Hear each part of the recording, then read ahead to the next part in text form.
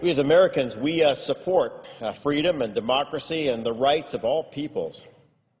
But as Gaza taught us in 2006, free elections by themselves do not make up a democracy. There are times when people are offered a chance to elect party leaders that offer them only one election to affirm a dictatorship. We can also learn from the year 1938 that the dangers of ignoring developments abroad are huge. Now, in the wake of the Arab Spring, we turn away from that region at our own peril. Now, on November 28th, the first stage of the Egyptian elections began, which will inaugurate a new electoral system forming a bicameral legislature. This first stage determines about 30% of 498 seats for the government's lower chamber called the People's Assembly. Before Egyptians arrived at the polls, protesters filled Tahrir Square in Cairo, and as a result, over 40 Egyptians were killed. Many are objecting to the military's interference in the electoral process and the decision to force elections well before secular parties had a time to build their capacities. According to public polling and sources on the ground, this will likely hand an electoral victory to the Muslim Brotherhood and more radical Islamic elements within Egyptian society. Although elections will last until March of 2012, the prediction of a Muslim Brotherhood victory is already becoming a reality. Early data shows an alarming trend of Islamicist domination of the Egyptian parliament. On December 5th, the High Electoral Commission announced that leaders of the Freedom and Justice Party, that's the political arm of the Muslim Brotherhood, had received a plurality of 36% of the vote, while the secular Egyptian bloc had gained less than 12%. When we include the runoff elections, which took place last week, it appears that the Muslim Brotherhood has won 73 out of 150 seats, or 49% of the currently contested outcomes. This is the same party that led a pre-election rally of 5,000 chanting, quote, "One day we shall kill all the Jews," and another quote, "Tel Aviv, Tel Aviv, Judgment Day is coming."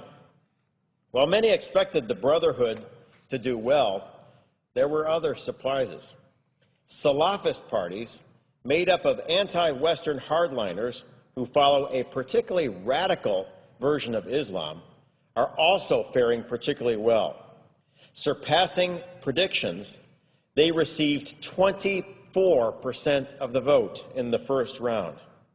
Importantly, these elections also included so-called liberal districts of Cairo and the Mediterranean port city of Alexandria. The weakness of liberal parties, namely their inability to reach out to voters effectively with a serious agenda, is now fully exposed. Islamicists are taking full advantage of deeply rooted networks that extend from the mosques into Egypt's poor districts, and their grip in the traditionally conservative areas of Alexandria proved particularly tight. And these areas are also home to a majority of the Coptic Christian community. It's clear that if Islamist parties and candidates continue their currently won gains in other elections, they will capture 60% of the national vote in Egypt. This will situate the new Egyptian parliament around deep ideological differences between Salafis, the Muslim Brotherhood, and liberal groups, making the Brotherhood the power brokers between Egyptian left and right. Now, what does this all mean? By January, the United States could face an Egypt defined by a hatred of Israel and many of the freedoms we hold dear: a freedom of expression, of women's rights, the right to practice any religion. This Egypt counts Iran as a friend and poses a threat to the Camp David peace accords, which have served as the cornerstone for Egypt's strategic position for 30 years. Do we expect that an Islamist-led Egypt will prevent weapons from arriving in the hands of Hamas? Will an Islamist-led Egypt help preserve a free South Sudan? Will an Islamist-led Egypt act to protect Coptic Christians, who make up about 10% of Egypt? Or will we see continued violences, like we saw on October 9th in Mazapro, which killed 27 civilians and injured hundreds? Will an Islamist-led Egypt do what we expect with more than $1 billion of U.S. foreign assistance? Will they continue to share intelligence and to work against terrorism? These are all questions that may become critical issues for the national security of the United States very shortly. All of this instability prevents foreign investment and tourism that would help the Egyptian economy.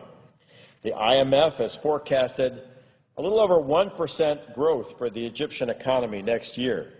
They said inflation will top at 11%, while almost 12% of Egyptians will be out of work. Recently, the Egyptian pound traded at its lowest level against the dollar in 7 years. This time last year, the region was on the threshold of exciting change, but today Egypt sits instead on the threshold of a very dangerous path. The United States, and especially our State Department in particular, should do what it can to keep Egypt attached to peace and good relations with the West. The United States is now on the verge of a historic defeat and reversal of American interests in Egypt. Currently, if there is an Obama administration plan for handling a new Islamist Egypt that rejects peace with Israel and allies with Iran, I don't know it. And I don't know if anyone does. We must keep our finger on the pulse of this process. Liberal voices in Egypt must work to preserve the democratic goals of the January Revolution. Recently, I had the privilege of meeting some of Egypt's best and brightest young liberal leaders. They'd like to build a free Egypt that respects women's rights and religious minorities and the rule of law. I was encouraged in meeting with them, but only hope that the coming election is not like a 1930s election in Germany, where people in Egypt are given one choice: to affirm a dictatorship, and then that is the end.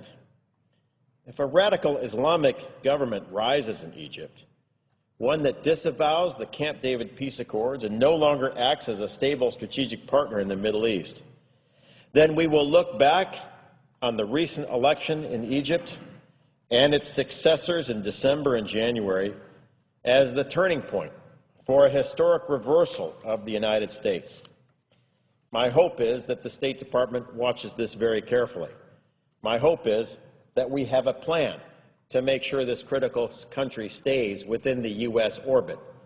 But my fear is, given the recent elections in Egypt, we have already lost quite a bit of ground.